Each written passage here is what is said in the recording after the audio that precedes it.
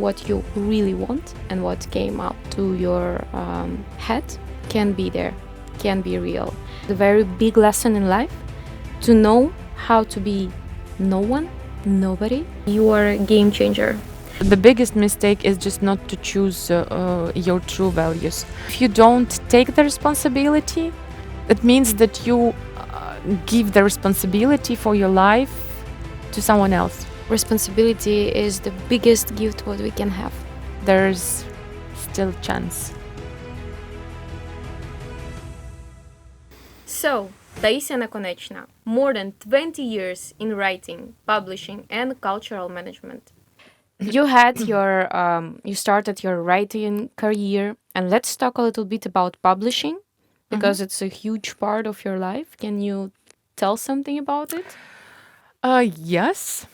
Publishing actually is a big part of my life now, but it wasn't until 3.5 years ago because I was always thinking like, okay, when I grew up, I will maybe start my publishing, my own publishing business. It will be interesting for me to start to see how it works, what it is actually.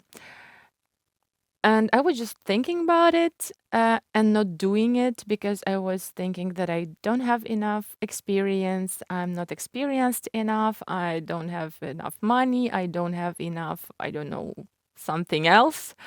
But in 2021, in the Corona times, in the middle of actually Corona times, while all the businesses were closing, I did a crazy thing.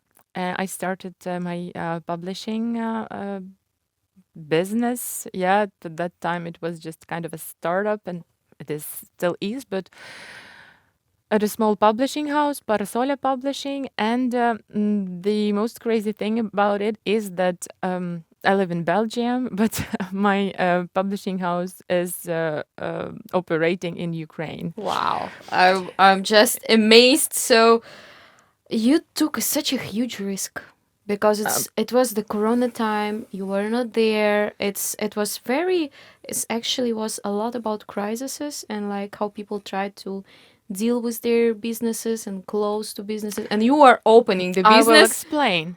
I had my it was very logical in my head, and actually it really was because I was really tired from staying closed home. Yeah, I was writing during like Corona times. I wrote two novels. I'm still working on them, but I like basic text of the two novels were written there. And actually, the publishing house is the reason why I'm still working on my text, because starting the publishing house, I lost all my time for writing, actually. So this is a kind of a crisis inside of me, but I think that we will maybe talk about it later. Now, about like why did I start publishing house in the middle of Corona crisis? What I was thinking. It was 2021. Actually, no, 2020, late autumn. I had like one day, I just like, maybe I should start a publishing house. I was talking to one of my colleagues, a literary agent from Ukraine.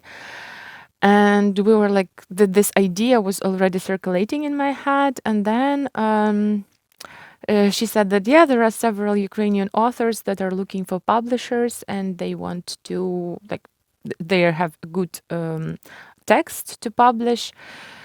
And it was like very quick. At the same day, I was just, okay, maybe I'm starting the publishing business. I wrote to my friend who is bookkeeper, accountant in Ukraine, and I just asked her several questions. Okay, and I knew that okay, it's possible. It's not so hard as I thought at that time. And at the same day, on the same day, I already knew the name. Oh my So god. I was like Googling, and lots of names were already like unavailable, but I just I thought of the name, and yes, and next day I was already, I think that I was busy with the paperwork. So, and it like started moving and moving.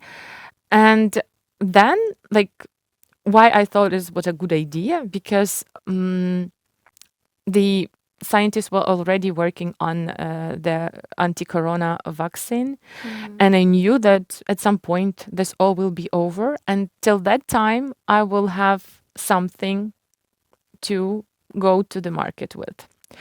But as it happens in life, in a year, like less than a year after I started the publishing, the full-scale war broke.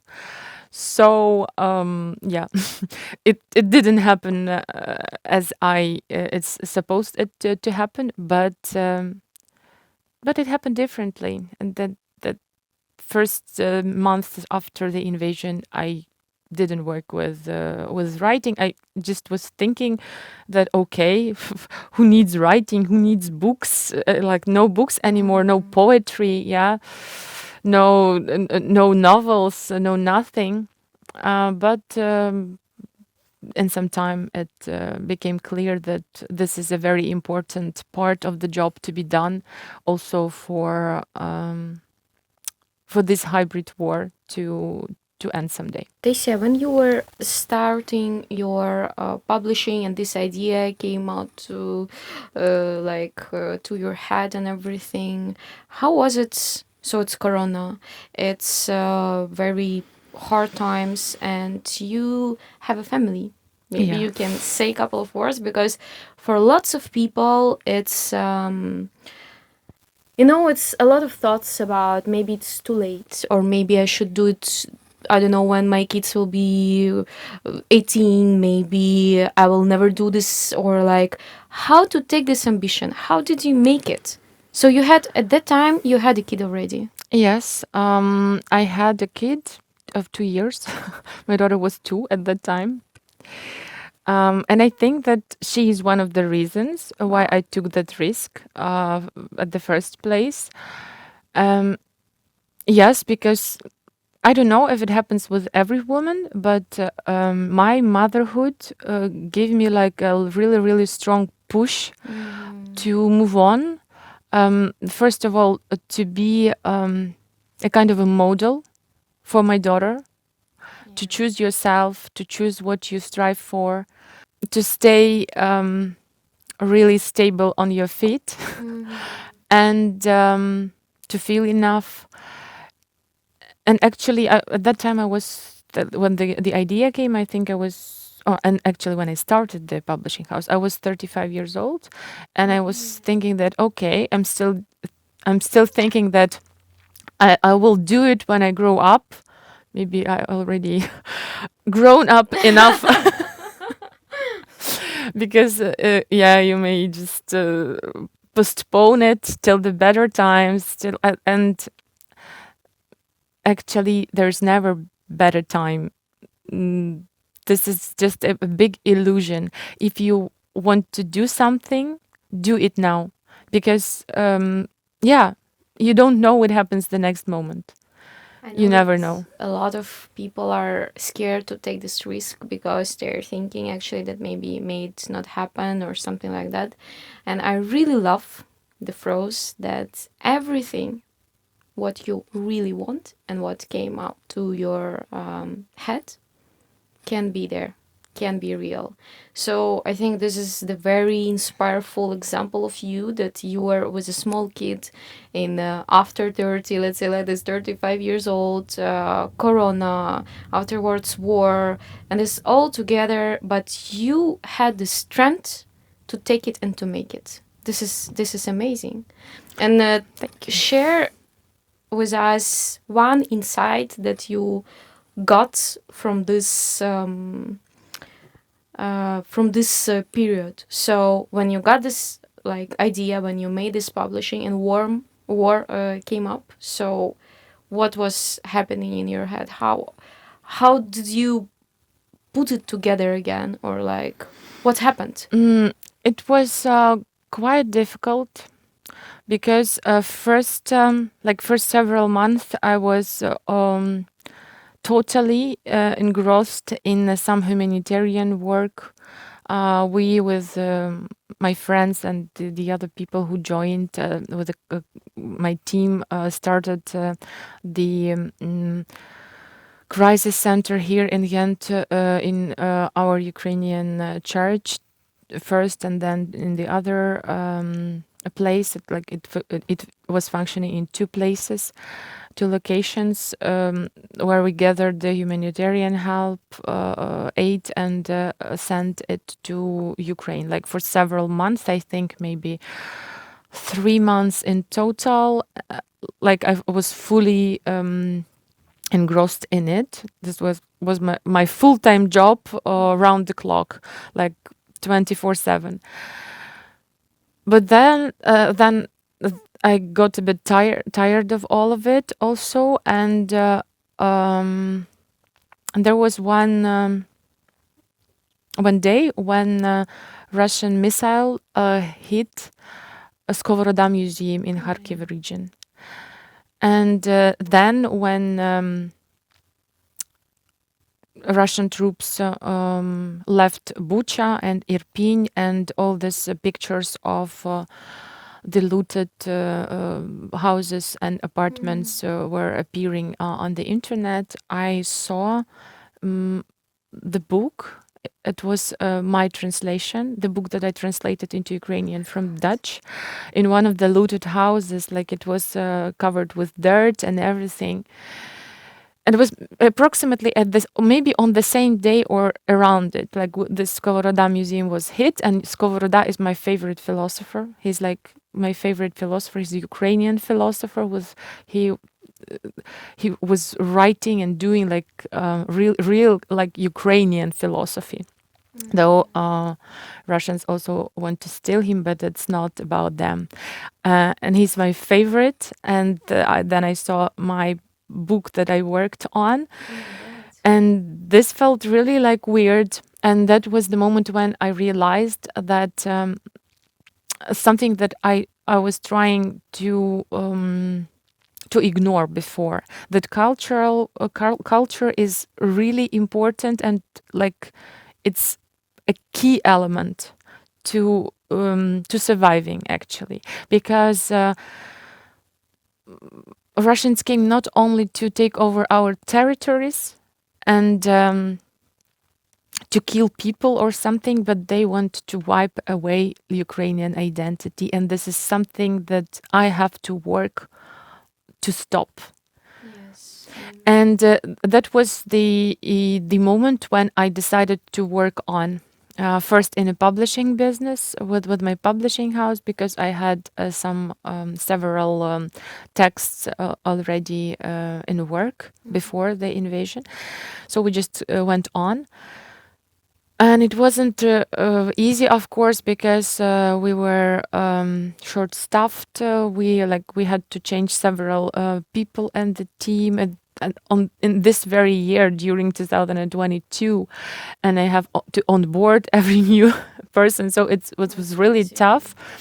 But actually, now looking back, I don't know how I managed to do all this, but I know at the same time, I think that I'm a bit workaholic. Maybe not a bit. Maybe not a bit. Yeah, I'm quiet and a workaholic, and this was my way to live through all of it. Okay, so So you took these hard times to just to work hard. work hard. Yeah. Yes, this hard work was my way just to survive, maybe. And was it a downside in this choice to work hard in such a hard mental? I'm alive, so I think everything's fine. So I went through it. I'm okay now. Yes, this is quite not good for my health, I think, in general, because but still, I'm still here, and I went through it, and not everyone did. I know that I know several cases, like people, young people in Ukraine, just dying, I think, from nothing, but from this difficulties that they have to face. Yeah, To face. unfortunately, it's a very hard period when you're partly losing your let's say like this understanding of your identity, what's going on, what is the Yes. plan.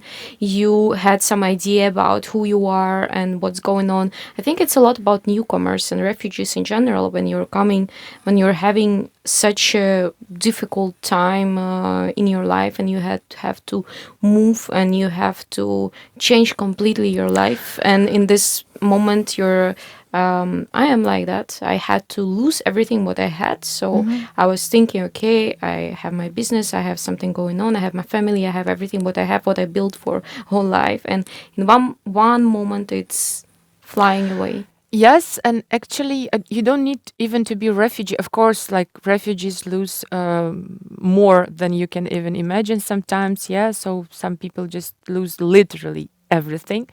But for me, as for Ukrainian living abroad, and yeah, you can think that I'm not affected physically. My life is not at risk. That's true. I'm not affected physically.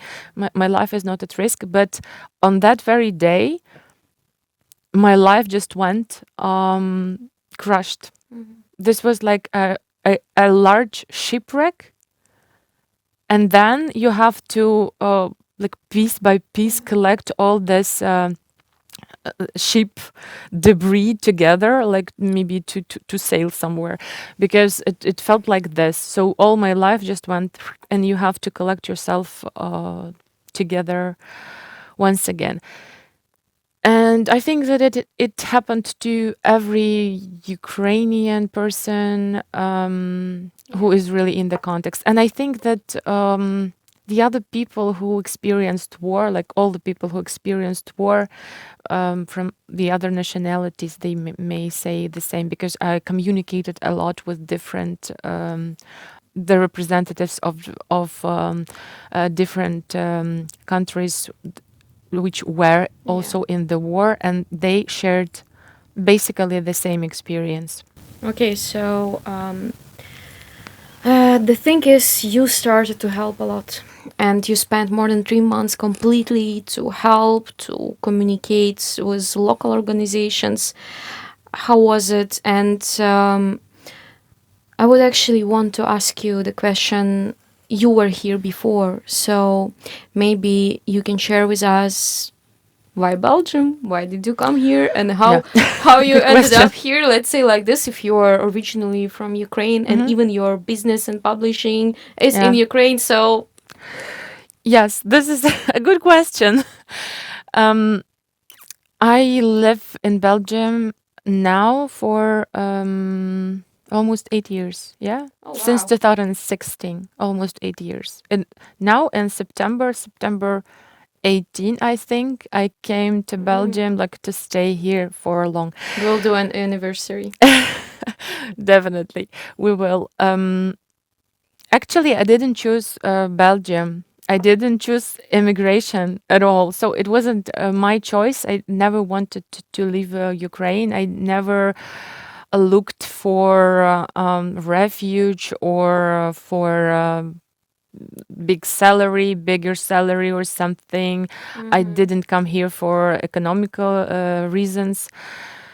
I came here because my husband, he's a scientist. He's working with nanotechnologies, and he came here to work. He's also Ukrainian. He came here to work at Ghent. And actually, fun fact that when he applied for this position first, like, it was an exchange position first, and then he was invited to work. But when he was applying, like, the really, really first time, uh, it was funny because because he said, I'm applying to Belgium, to one of the Belgian universities. And I asked, like, where? In Brussels? And he says, no, in Ghent. And it's like, where? Voila. 8 Yeah. years here. Yeah, and I couldn't even imagine that it was in 2014. So he first time came here in 2014.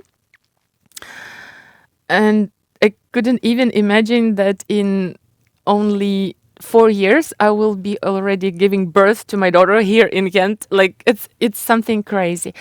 Then we lived for almost 2 years in different countries. He lived here and I lived there. I was still working at the university. I was doing my PhD. Yes, but then I just stopped. I just told once to my husband that I can't do it anymore. Like because we have to choose one place. Either it will be Ukraine or Belgium. We were thinking about it. I was then already quite burnt out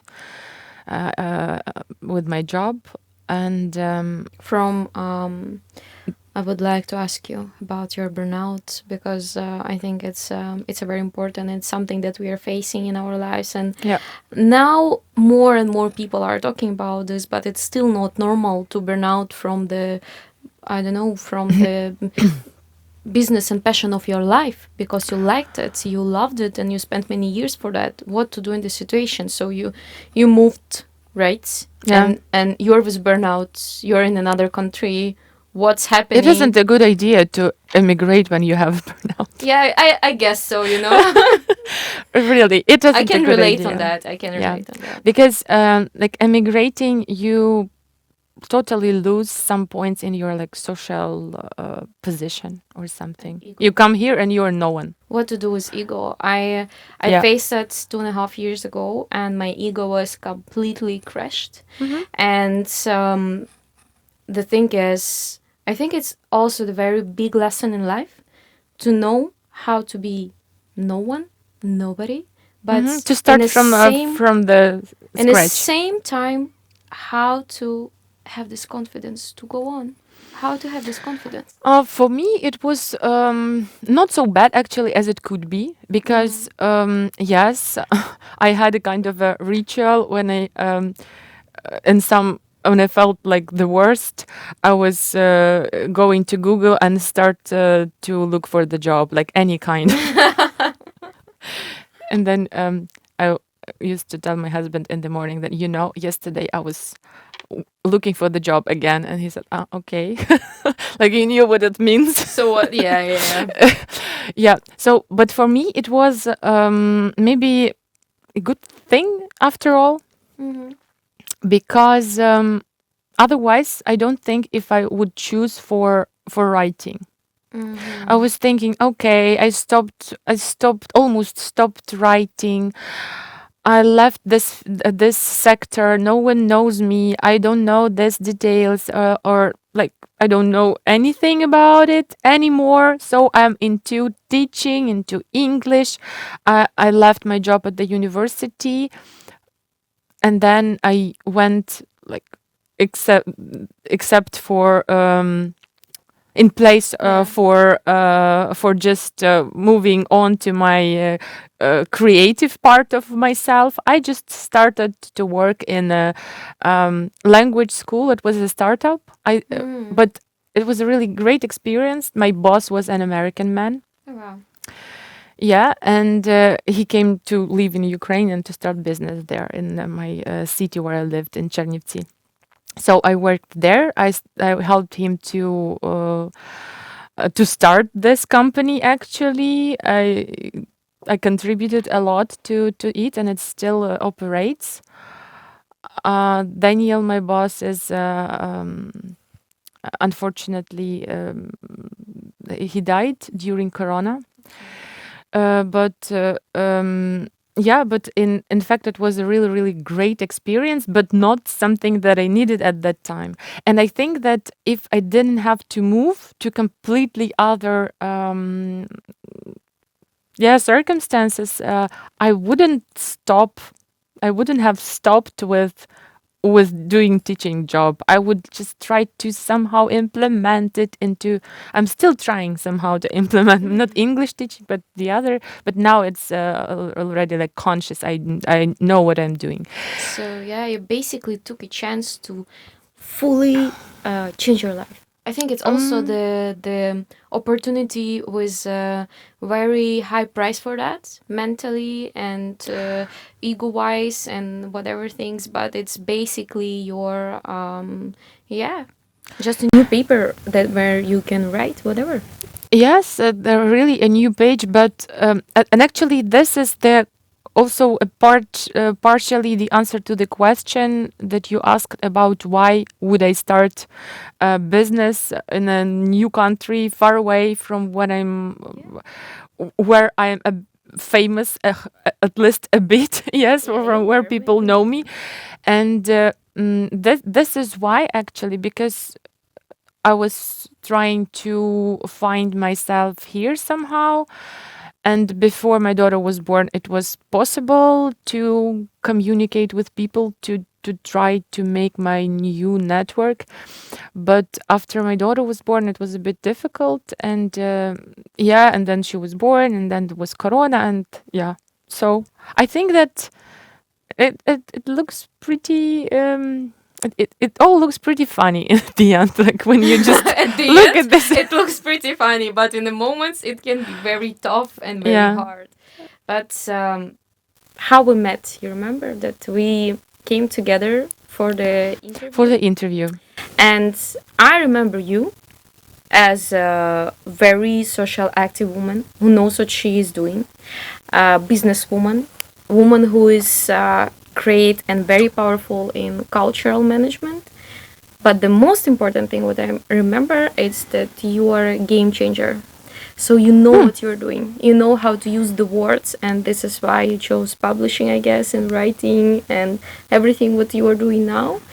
It's very interesting because we were never talking about it. Yeah, we're never talking about this. I was playing music at the time and was invited as Yeah, uh, a something like guest band. Yeah, management from the band, but like I also was coaching. But of course, I just came to a new country. It wasn't shown, so I was famous, let's say like this, as a musician. musician from show business. And I remember very well our talk. I will leave the link for our interview here under this video. And I want to ask you, take me to this journey, take me to this topic of your values. Because you're doing a lot and you are doing so many things and you are really changing the rules when it seems impossible. My values are pretty simple. I think that first of all, first that comes always. This is my belief in in the creator. I trust the creator. I'm a Christian, and this, like the latest year and a half, I think this is my belief that gives me power, just and takes me through this dark times. This is my practice. It's not very popular in our modern world because it's mostly about like Buddhistic practices or some other stuff. But I use Christian practices, and this is something that helps me a lot. Wow. Wow. Yeah. So you're a very spiritual and deep person and still you're so active and so strong minded. So you are taking the This is power because because I am, and this is something that I know pretty well. okay, Taisiia, let's open one more interesting part of your life now. I know that you are becoming a part of politic world here. Let's call Tell it like say this. yeah, say something about that. I don't want to make some misunderstanding. Maybe you can tell us at first something about it. Yeah, how did it all happen? Yes, it's pretty simple, like nothing to hide. I was invited several months ago to join the one of the teams that is running in the local elections. This is a Voor Gent team where the two political parties, Vooruit and Open VLD, with independent candidates, together with independent candidates, are running for local elections. The first number in the list is today's mayor of Ghent, Matthias de Klerk. Dus, so I'm already speaking Dutch. Yeah, sorry. So I was thinking for some time, and then I decided to accept the invitation because, there was a possibility to come there as an independent candidate. So now I'm independent candidate, and I was thinking at the moment when I was invited that oh my God, why me? Like really, really like why me? I'm not very engaged into the processes like inside the city of Ghent. And then when I was thinking about it, I just thought like, and why not? So why not me? I will try if I'm invited. If people are ready to trust me, so they have their reasons for it. And actually, I this is also one of my principles to be active. To be active and to do something to enrich the society where I live in. It This doesn't is matter. very interesting that you are Yes, saying. this is my philosophy. I can't stand aside out of the society where I live in. I feel very uncomfortable when I'm aside. I yes, I have some talents. I have some experience that I can bring here, that I can contribute, and then why keep it for myself if I can contribute and maybe make this one city a bit better with what I know, with what I can do with all my experience and talent. What do you want to bring now? What do you want to bring to this process? It's for me, for example, it's hard to understand all the system, and I would like to ask you. So you have your what are you bringing there? So you're saying that I cannot stand aside. I want to share. What do you want to share? What do you want to? What exchange do you want to make? I have quite rich experience, like now international experience, because since 2024, since I came back to my publishing business, I made a lot of like large network of international network actually among publishers, writers, other people of culture in different European cities, in Ukraine, of course, like this broad network. And then I have the contacts in Poland, in Czech Republic, and like in almost all the European countries in Britain.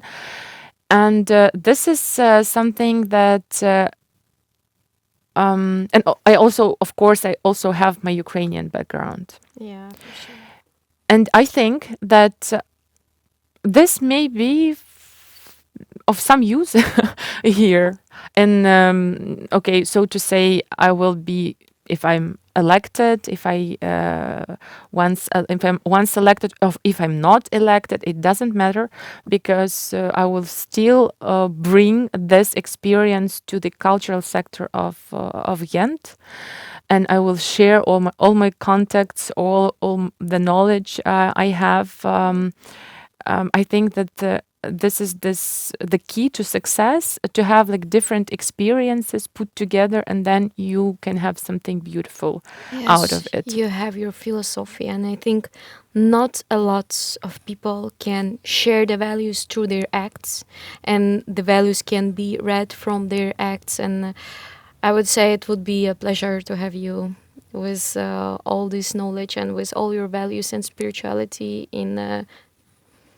in, let's say, in a list of the leaders?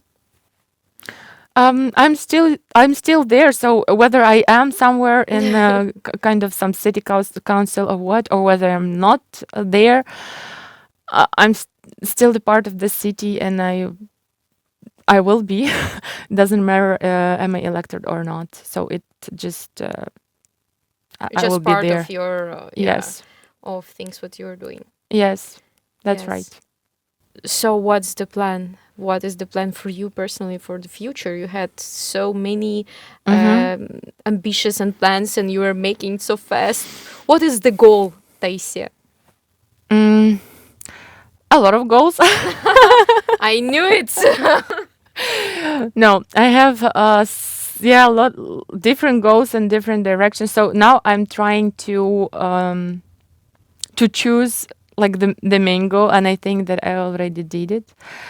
Um, I go with my inner feeling, with something that is very important for me, with a word, because as a writer, I go with a word and for a word, and I choose myself as a writer at the first place. A writer, poet, everything that's connected to words, writing, speaking, and everything.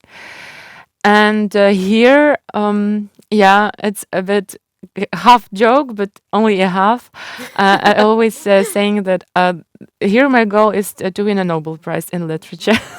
Why it is a So joke? It is the very thing. I hope yeah, very soon we will make one more interview, and you will be already there, and your goal will be there, and we will talk about difficulties of accept that it's yeah, being a so Nobel easy. Yeah, laureate. being a noble.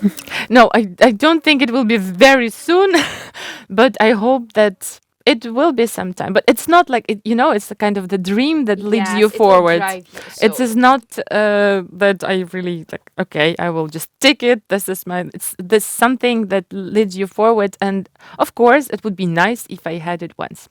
But yeah, this is kind of goal that takes me forward. But I really I love this, the process of writing books, of when my stories are getting into different collections of stories, anthologies, and everything. This gives me really, really a lot of let's share it. I have here 3 books that can I show it? yes, you can. So I have here 4 books, 4 beautiful books that was written by Taisiia Nakonechna. Let's make it interesting. Choose one book that you would like to tell us about. I would choose two. Okay, all right. Or Which maybe one. ones? Okay, I can choose one. To see Right. Paris, побачити Париж. Yeah. Yes, I will show it.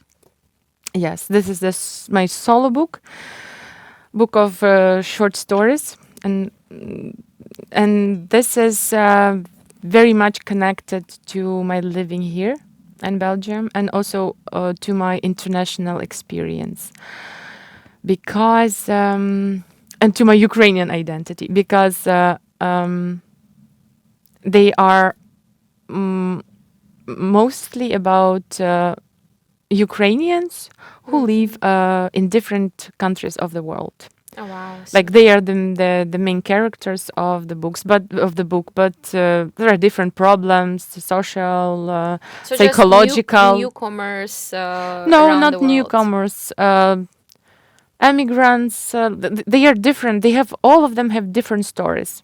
Like each of them has their own story. How they come to live to different countries. So I can read it if, for example, I'm a foreigner and I had to move to another country. It will, uh, I don't know, I will feel it, right?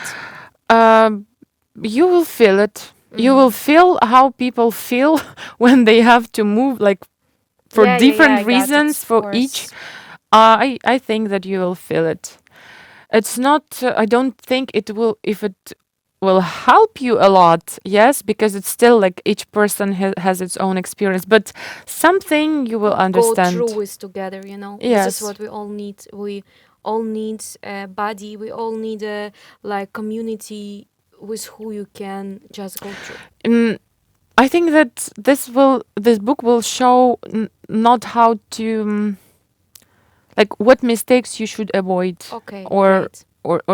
or maybe what choice you should do, you We're should make. we're actually coming to the end of our interview, and I really love what you said, that what mistakes you shouldn't do and what you should do. So I have a couple of questions to you. Mm-hmm. And first, I would ask you, Taisiia, what do you think? What mistakes you shouldn't do? Tell me at least three. Oh, first mistake you shouldn't make, not to choose yourself. So this is a mistake. Not choosing yourself. This is the biggest mistake. By yourself, I mean your values, because you are your values.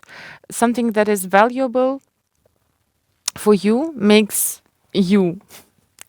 And if you don't choose your true values, you won't get anything, or you will get I don't know, problems. Give me one recommendation how and what can help you to choose yourself and your values. This is not an easy question. You can't make it like tell me like Yeah, but the first, list. But first thing, to maybe understand your values. This is, I think, the yes, main yes, thing what we but are this not is asking ourselves. yes, to understand your understanding, like who are you, what is valuable for me. Is it my work, or is it my talent, or is it my family, or is it my mother, or I don't know, or is it just lying around and doing nothing? Maybe someone has, or is it my motherland? I will choose to die for. This is Yes. also a value. So first of all, but this is the hardest part, you know. You cannot just like, okay, what am I? What values do I have? And then this and that. This is the really. I think that you work on knowing your values, or getting to know your values. You work the whole of your life sometimes just to know yourself better. And this is the never ending process, and your values can change a bit, or maybe you can find some new values in yourself.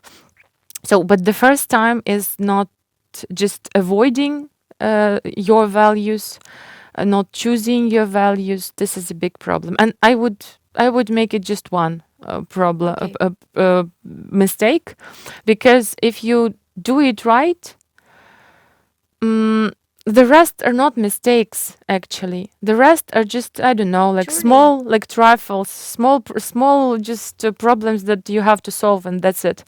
But the biggest mistake is just not to choose your true values, and Take responsibility for that. yeah, and take.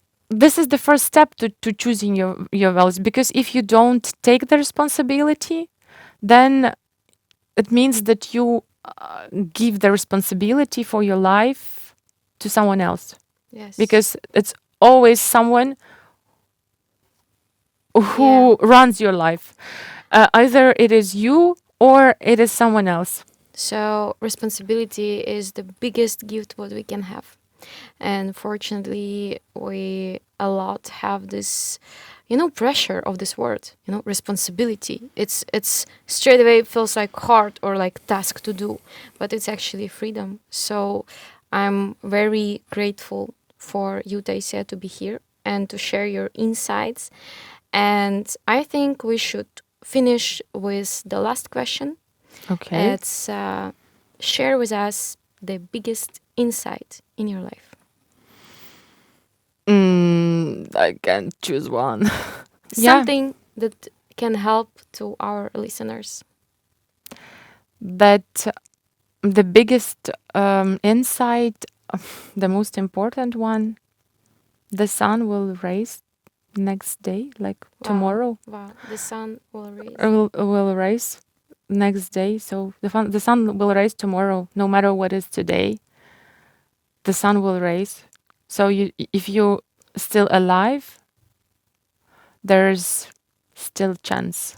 Thank you. So until you're alive, there's also always a chance. Thank you, Taisiia. Thank you for today. Thank you for your insights, your personal story. And I want to remind you that this channel was created to give you the right insights, to give you the right keys to open your potential, to become a best version of yourself, and to enlighten your life. So push this button, subscribe, leave the comments, and I will make sure that you got what you were looking for.